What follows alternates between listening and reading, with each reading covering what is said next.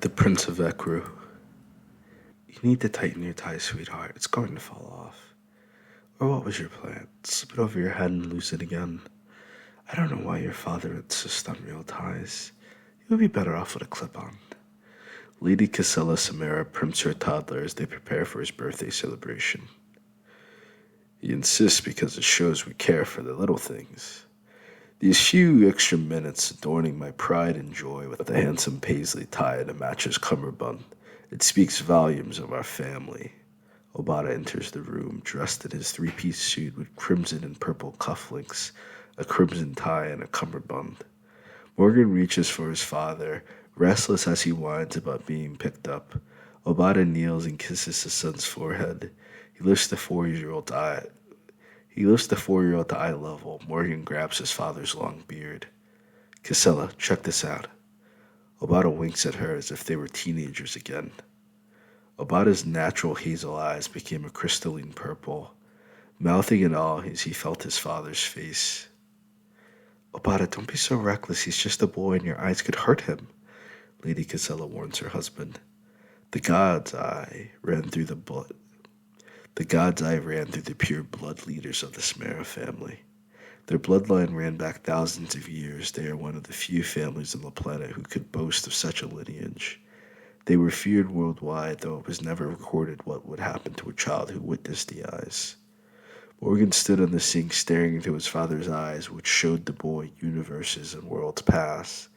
Morgan's eyes began to lose their brown color, turning into a deep royal blue, radiating light into the room.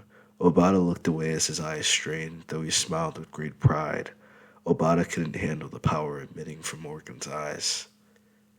Morgan, your eyes, the jewels of our kill, they're unheard of. Lady Casilla gasped, covering her mouth.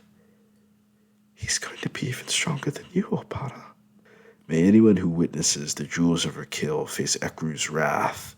Obata cheered at the marvel, still rubbing his eyes, trying to regain his vision.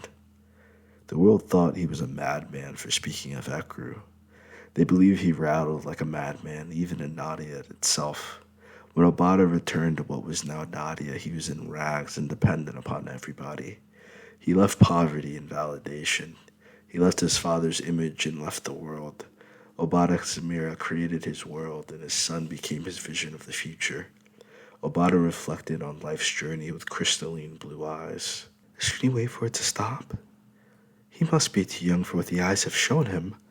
Lady Casetta looks around Obata's shoulders, trying not to look directly into either of their eyes, afraid of what might happen. All things to God wills, my sweet flower. Obata shielded his wife as the boy's eyes turned blue, purple, red, yellow, to brown.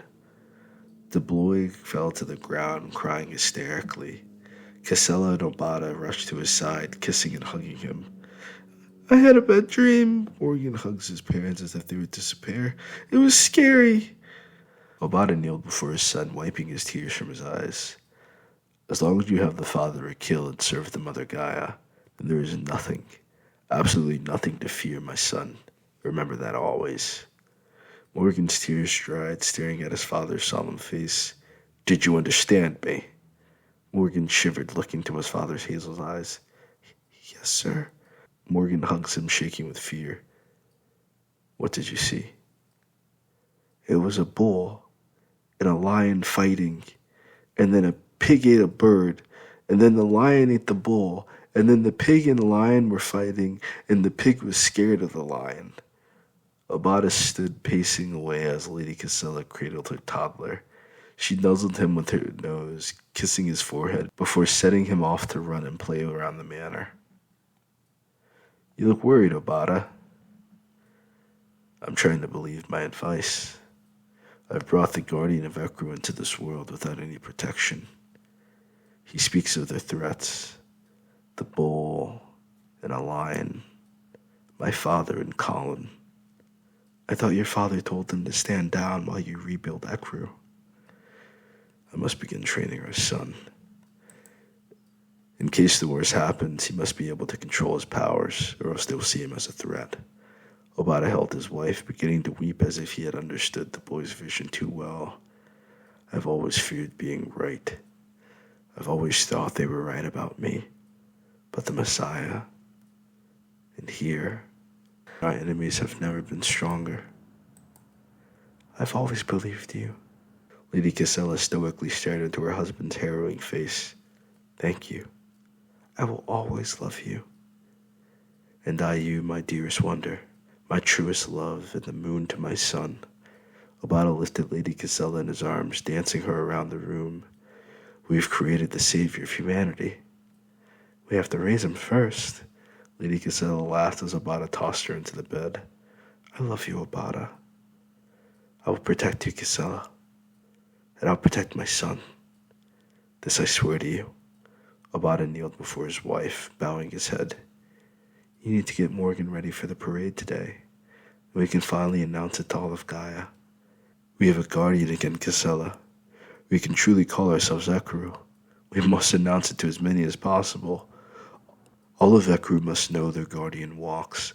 All of Esha and Maya must be made aware. I don't remember the last time I've seen you this happy. Being hunted by my half-brother and exiled by my father for my so-called theories. We know it was truth. So much time has been wasted. The world isn't ready for our son. That will be the world's problem. Lady Casella waved him over, enjoying their privacy while their son played in the garden.